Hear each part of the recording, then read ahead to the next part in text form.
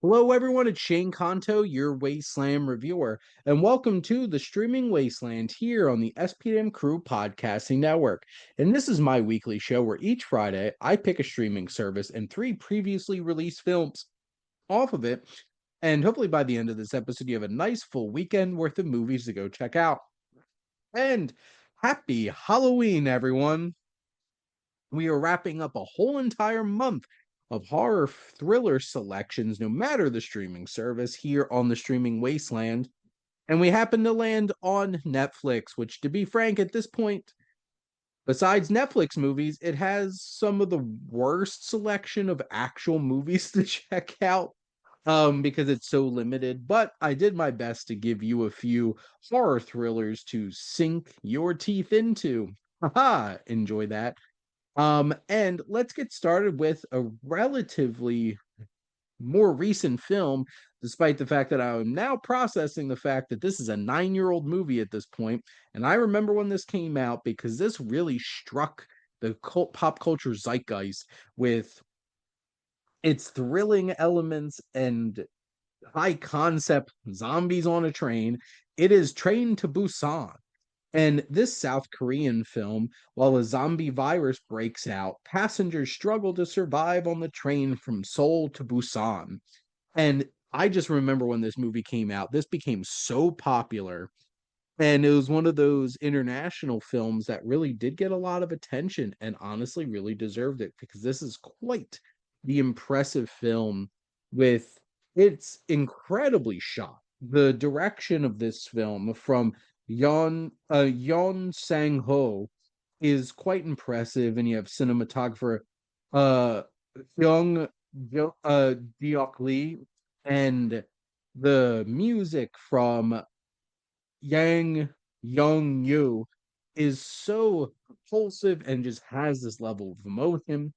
This has a really strong cast. You'll see a few familiar faces from Gang Yu to Young Yumi and Ma Dong Seok. And this film is filled with all these characters that we empathize with, we get to know a little bit, and we want to root for as they're desperately trying to survive on this train as this zombie outbreak is happening. This 2-hour ride is thrilling, it's exciting, it is brutal, it is emotional. There will be moments where it guts you, there'll be moments where it thrills you. And overall, it's just such a wild ride from start to finish.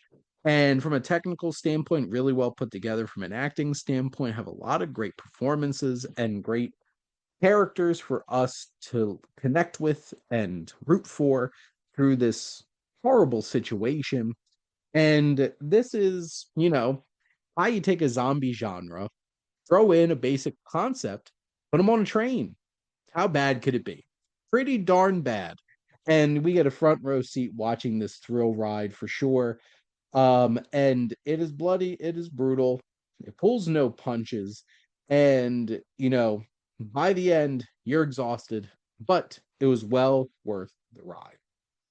Next up, we have more of a crime thriller, and that is Red Dragon.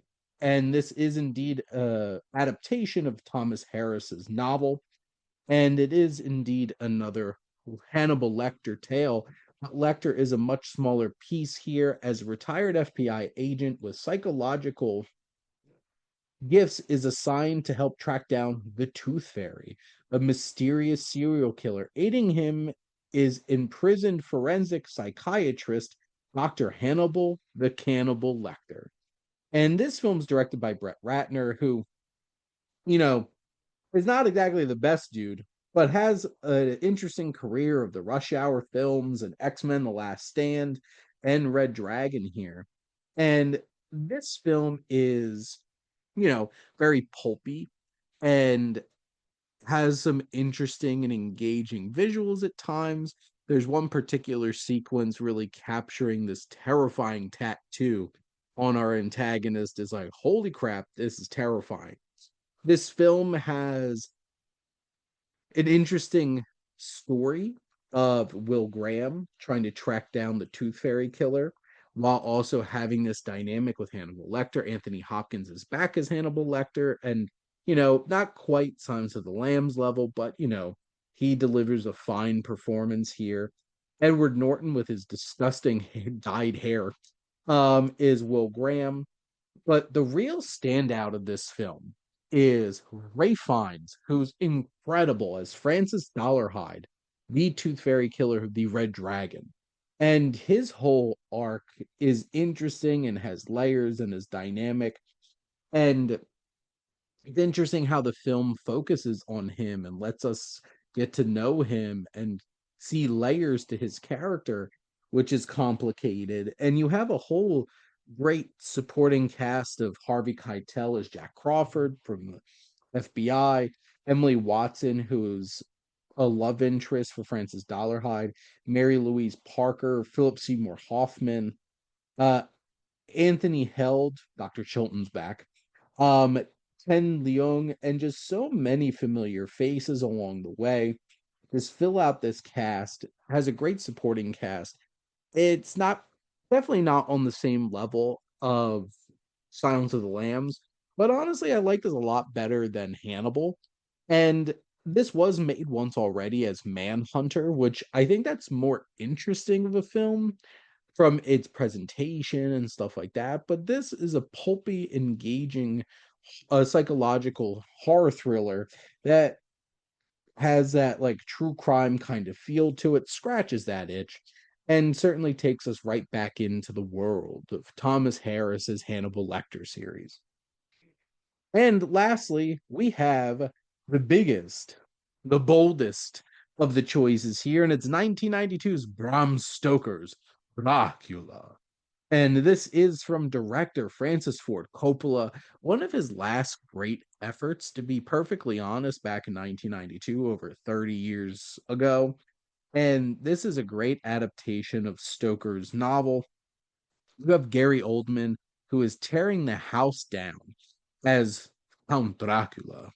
And you see him in this incredible red like war armor at the in like the opening of the film, and then you have him as this old decrepit in the gown and the wig Dracula, and then you get sexy Dracula later on where it's Gary Oldman with a goatee. um and he just plays all of these different levels of Dracula in such an interesting and compelling way. There's so many layers to what Ullman is doing with his character work, and the costuming, the hair, the makeup, all of it really comes together to make this so iconic. Keanu Reeves' British accent's not great. Let's just get that out of the way. Winona Ryder is really fine here, but Anthony Hopkins as Van Helsing, unhinged Van Helsing, is so fantastic to watch. In the likes of Richard E. Grant and Carrie Elwes along the way too. Tom Waits is Renfield. Monica Bellucci is one of Dracula's brides, which certainly grabs your attention. And this film is seductive, it is sexy, it is bold and gothic. The production design, the costuming, the makeup, all of it is exquisite. It's really impressive from start to finish. The acting, most of it, the Gary Oldman of it all is incredible. And this is big, bold, the music, the atmosphere, all of it coming together. And Coppola just creates this grand creation and version of Dracula that has really stood the test of time over the past few decades and has become the quintessential one for a lot of people. Obviously, this has to go toe to toe with, the Bela Lugosi classic Dracula, or the Hammer horror with Christopher Lee as Dracula. But this is a towering achievement, a bold film, and such a wonderful effort from Francis Ford Coppola, and one of his last truly great films. But that is a wrap here on the streaming wasteland. Let's do a little summation.